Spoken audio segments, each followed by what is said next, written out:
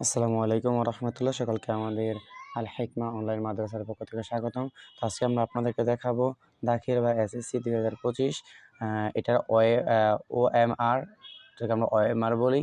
এই OMR শিটটাকে আমরা কীভাবে পূরণ করতে পারি। তো দেখেন, এই যে আপনাদেরকে প্রথমে এরকম একটা পেজ দেওয়া হবে, MCQটা আমরা দেখিয়ে দিব, ঠিক আছে। তো এই যে দেখেন, এখানে আমাদের কিছু লেখা থাকে আমাদের এখানে, যে পরীক্ষা, যে আপনি কি পরীক্ষা দিচ্ছেন, জেডিসি না দাখিল, যেহেতু আমরা দাখিল পরীক্ষা দিব, ঠিক আছে। তারপর থাকে এখানে রোল নম্বর, আমাদের রেজিস্ট্রেশন থেকে আমাদের রোল নম্বর লিখতে হয়, আপনার অ্যাডমিট কার্ড থেকে।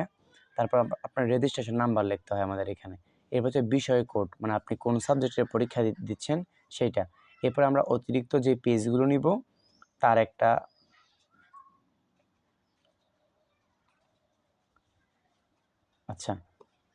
তো অতিরিক্ত আমরা যে পেজগুলো নিব, ওই পেজ আমরা কতগুলো নিয়েছি, তারপর আমরা ওইটা এখানে আমরা প্লট করব। তো এরপর নিচে আমাদের কোনো কাজ নাই, এই যে এই নিচে এই জায়গাটুকুর মধ্যে আমাদের কি নেই, কোনো কাজ নাই। এই যে এইটুকুর মধ্যে এগুলো আমাদের কোনো কাজ না, আমাদের কাজ হচ্ছে শুধু এই কাজটুকু উপরের। তো যদি আমরা এখানে আপনাদেরকে দেখাই, যে দেখেন এখানে এই যে রোল নম্বরটা আমরা কিভাবে লিখি, এই যে দেখেন। তো মনে করেন এখানে আমি আমার রোল নম্বরটা লিখলাম, এই যে 30006 এই 6টা, ঠিক আছে। এই 6টা আপনার রোল নম্বরটা আমি লিখলাম। কীভাবে লিখলাম, এই যে এই থ্রিটাকে কিন্তু আমি এইভাবে লিখছি, দেখেন। এই যে এইখান থেকে এই যে থ্রিটাকে আমি এইখানে লিখলাম, ঠিক আছে। এই যে 3 বা থ্রি বরাবর 3 রাখলাম, 3-এর ঘরে, এবং শূন্য, এই শূন্যর ঘরের মধ্যে আমি এই যে শূন্য লিখলাম। আবার এইখানে এই শূন্যর ঘরে আমি এই শূন্যটা লিখলাম, আর এই শূন্যটাকে আমি এই ঘরের মধ্যে দিলাম, মানে নিচে। এরপরে এই 6টাকে আমি এই যে এইখানে লিখলাম, 9টাকে এই যে এইখানে লিখলাম। লেখার পরে বৃত্তটা কী করবো, ভরাট করব। কখনো আপনারা মার্কার পেন ব্যবহার করবেন, আপনারা এখানে বলেই দিয়েছে আপনাদের, এই যে দেখেন, এই যে এখানে বলেই দেওয়া হয়েছে যে আপনারা কোনটা ব্যবহার করবেন, তারা এখানে কি করেছে আপনাদেরকে বলে দিয়েছি, ঠিক আছে।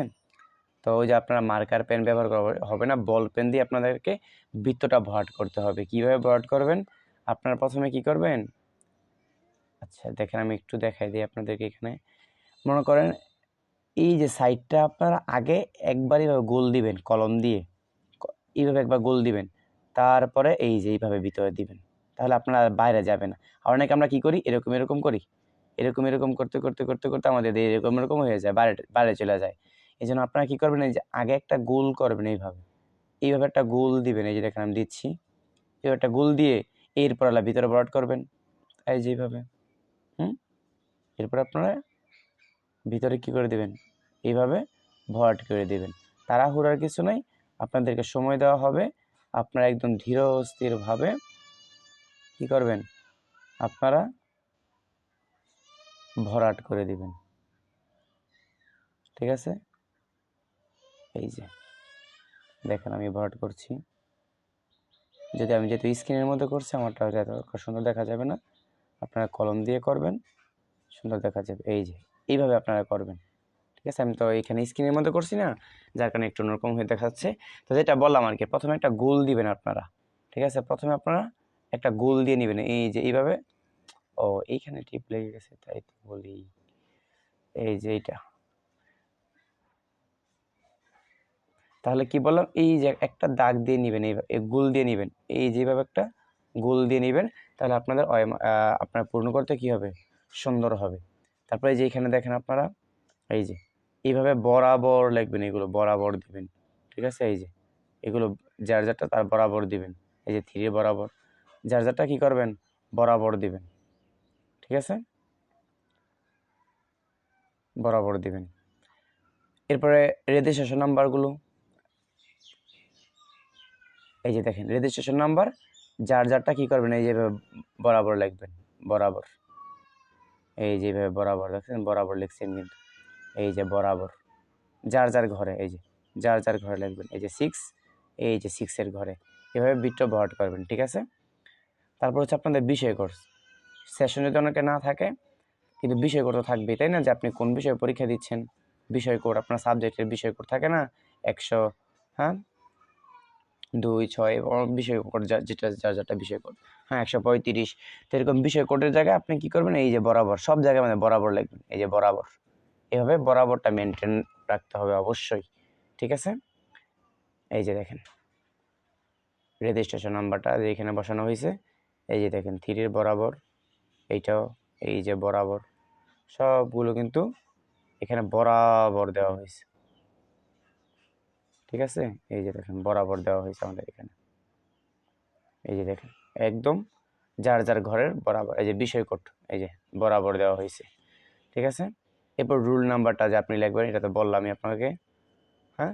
রুল নাম্বারটাও এই যেরকম বরাবর দিবেন, কাটাকুটি করবেন না কোনোভাবেই, কাটাকুটি করবেন না। কাটাকুটি হলে সেটা অবশ্যই শিক্ষকের বলবেন যে আমার তো এটা ভুল হয়ে গেছে, আমি এখানে 3 লিখতে গিয়ে, হ্যাঁ, অথবা আমি 8 লিখতে গিয়ে আমি 8 লিখতে গিয়ে আমি 9 লিখে ফেলছি এই ঘরের মধ্যে, তা আমি কিভাবে কাটবো? এই যে এইভাবে কখনো কাটা যাবে না, এভাবে কাটলে কিন্তু আপনার এটা বাদ হয়ে যাবে, ঠিক আছে।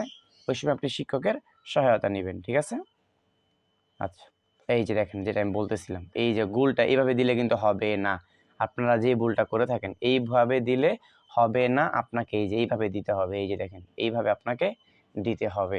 অবশ্যই আপনারা এই বিষয়গুলো মাথার মধ্যে রাখবেন, ঠিক আছে। তো আপনাদের জন্য শুভকামনা রইল।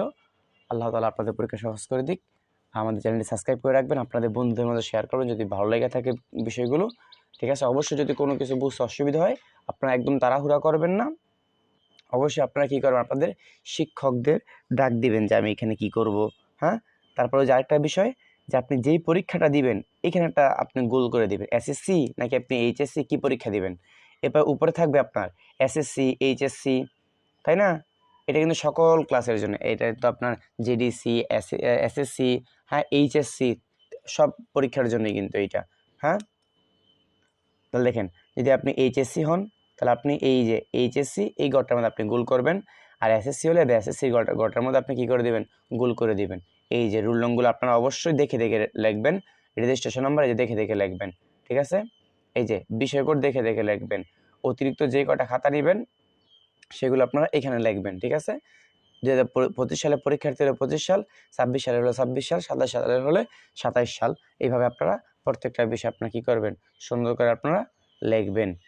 তো এই ছিল আজকের ভিডিও, সকলে ভালো থাকবেন, সুস্থ থাকবেন। আসসালামু আলাইকুম ওয়া রাহমাতুল্লাহ।